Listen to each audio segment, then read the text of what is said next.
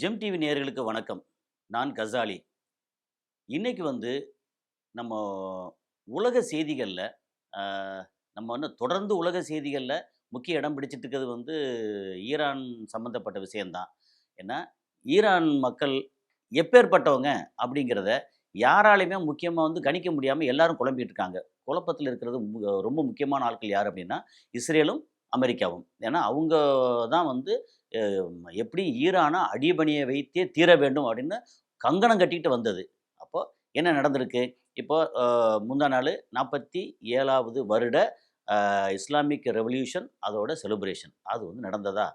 அதோட கூட்டத்த பார்த்தீங்கன்னா, லட்சக்கணக்கான மக்கள், ஈரானிய மக்கள் வெளியில அ கோஷம் போட்டு, இவங்களோட இஸ்ரேல், அமெரிக்கா கொடிகள கீழ ரோட்ல அங்கங்க விரிச்சு, அப்புறம் இவருடைய எஃபிஜினா என்ன நம்ம அ பொம்மை, உருவ பொம்மை அதெல்லாம் வச்சு எரிச்சு, இதெல்லாம் பண்ணாங்களா, அதில இன்னும் ஒரு முக்கியமான உருவ பொம்மை முக்கியமானத எரிச்சிருக்காங்க. அதுதான் இன்னைக்கு ரொம்ப பெரிய பேசுபொருளா இருக்கு.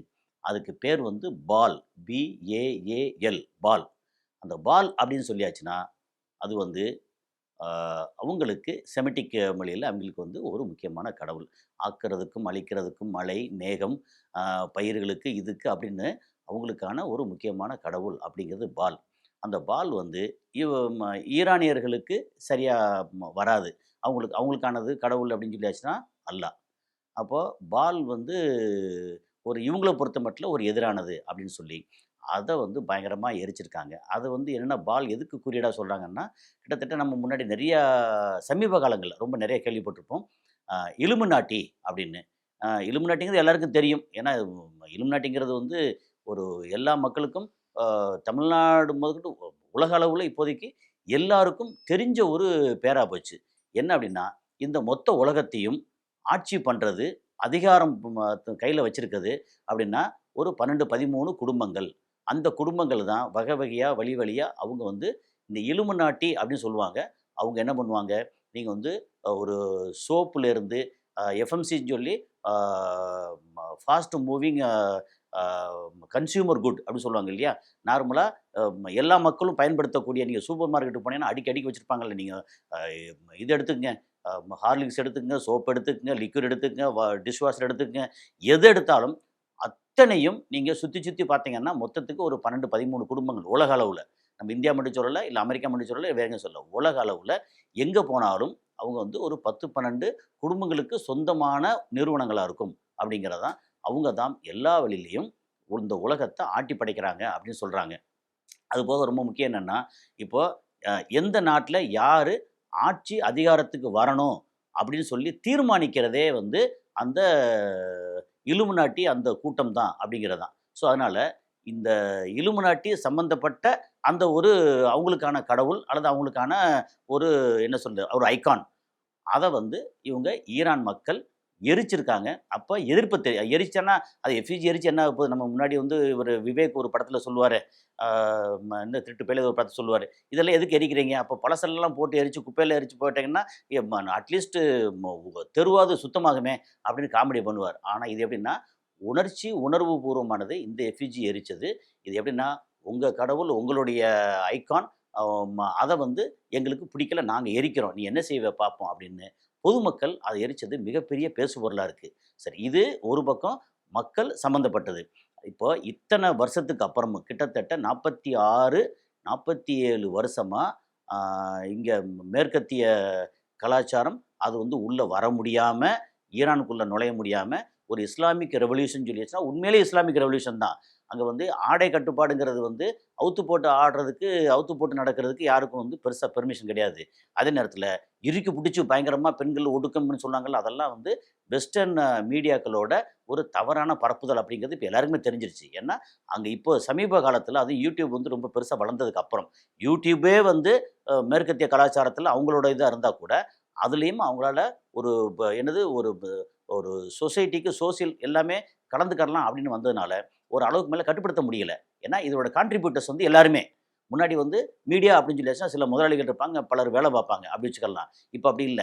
அ ஒ யூடியூப்க்கு யாரோ சிலர் அங்க அமெரிக்கால இருக்காங்க. அவங்க முதலாளியா இருக்கலாம். ஆனால் இதோட கான்ட்ரிபியூட்டர்ஸ் வந்து உலக அளவில், அதனால் யாரும் யாரையும் ஓரளவுக்கு கட்டுப்படுத்த முடியாது அப்படின்னு ஒரு சூழலில் நிறைய பேர் ட்ராவலர்ஸ் போகிறாங்க இல்லையா, அவங்க வந்து போக முடியாத நாட்டுக்கெல்லாம் போகிறாங்க. அதுவும் வடகொரியாவுக்கெல்லாம் போயிட்டு வந்தாங்க. அப்படிங்கிற இடத்துல ஈரானுக்கு உள்ளே போய் அங்கே எப்படி இருக்குது அப்படின்னு பார்த்தீங்கன்னா, அங்கே வந்து ஆடை கட்டுப்பாடு இருக்குது. அதே நேரத்தில் அவங்க ஃப்ரீடமும் நிறையா இருக்குது அப்படின்னு சொல்லி நிறையா சொன்னாங்களா. அதனால் வெஸ்டர்ன் மீடியா முன்னாடி பரப்புனது இப்போ வந்து பெருசாக பரப்ப முடியலை.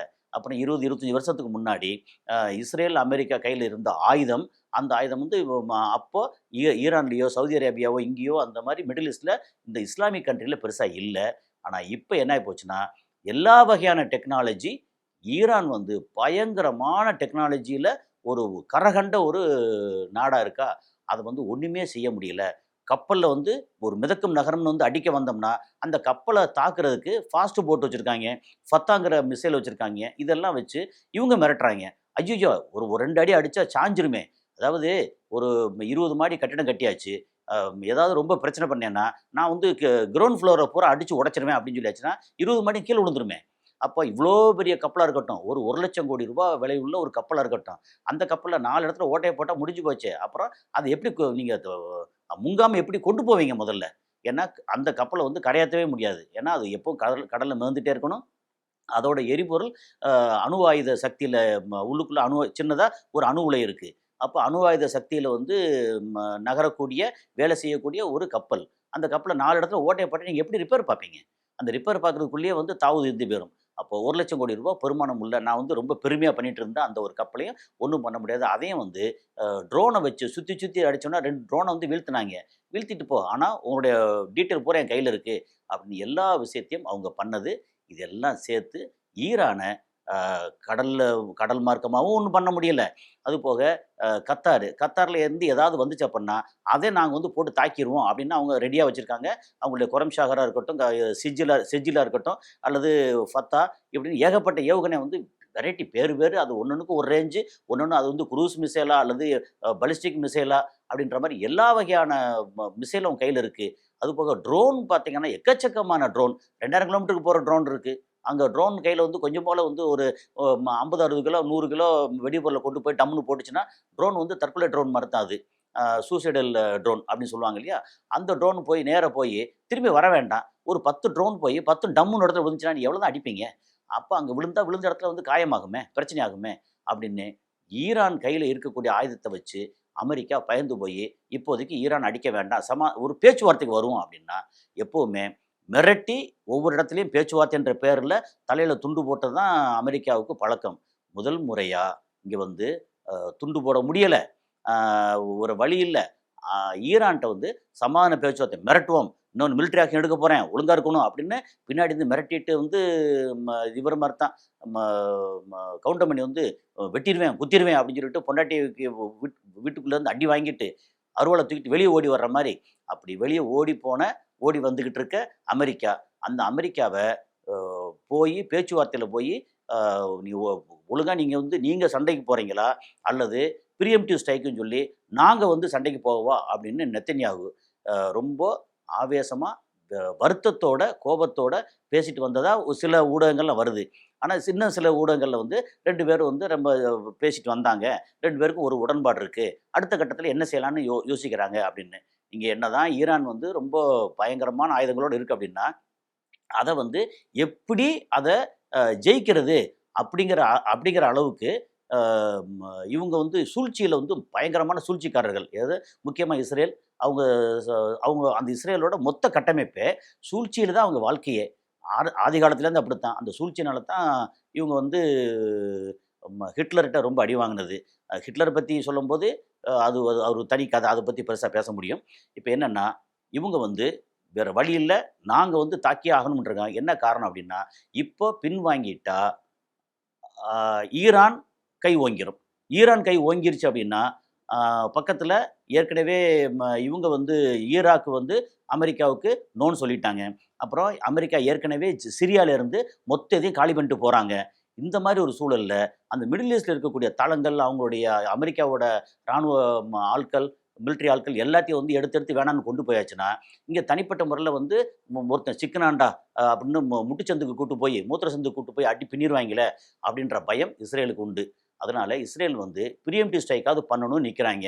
நீ வந்து அமெரிக்காவே வந்து ஒன்றும் செய்யலையாம், செய்ய முடியலையாம். நீ வந்து என்ன செய்வ பார்ப்போம் அப்படின்னு ஈரானும் ரொம்ப ஸ்ட்ராங்கா நிற்கிறாங்களா. ஈரானுக்கு பின்னாடி சைனாவும் நீ தொட்ட மொத்தத்துக்கு நீ கெட்ட அப்படின்ற அளவுக்கு அங்கே நிற்கிறாங்க. அப்படிங்கிற ஒரு சூழல்ல இன்னைக்கு அந்த மக்களோட எழுச்சி தான் பேசுபொருளா இருக்கு. அவங்க லட்சக்கணக்கான மக்கள் தெருவுல கூடி இவங்க கொடியெல்லாம் மிதிச்சு நாசப்படுத்தி, அதாவது இன்னொரு நாட்டு கொடிய மிதிச்சு நாசப்படுத்துறத நம்ம ஆதரிக்கலை. அதே நேரத்தில மக்களோட உணர்வு என்ன சொன்னீங்க? மக்கள் வந்து கமேனிக்கு எதிரா இருக்காங்க அப்படின்னு சொல்லி பரப்புனீங்க இல்லையா? அந்த ஊடகம் உங்களுடைய வெஸ்டர்ன் மீடியா இருக்கு இல்லையா? அந்த மீடியா பரப்புன தகவல் பூரா பொய் அப்படிங்கிறத இப்போ வீடியோவா எல்லாம் வந்து சேர்ந்துருச்சு. இப்ப என்ன செய்வீங்க?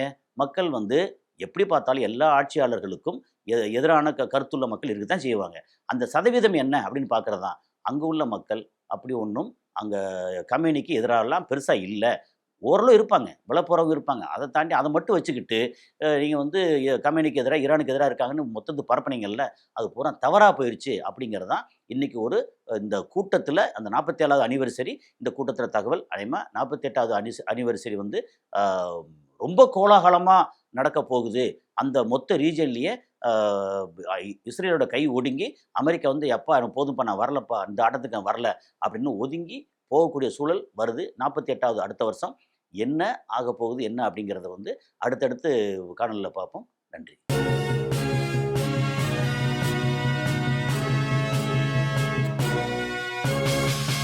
உடனுக்குடன் அப்டேட் தெரிந்து கொள்ள ஜெம் டிவி தமிழ் ஆப்பை இன்ஸ்டால் செய்யவும்.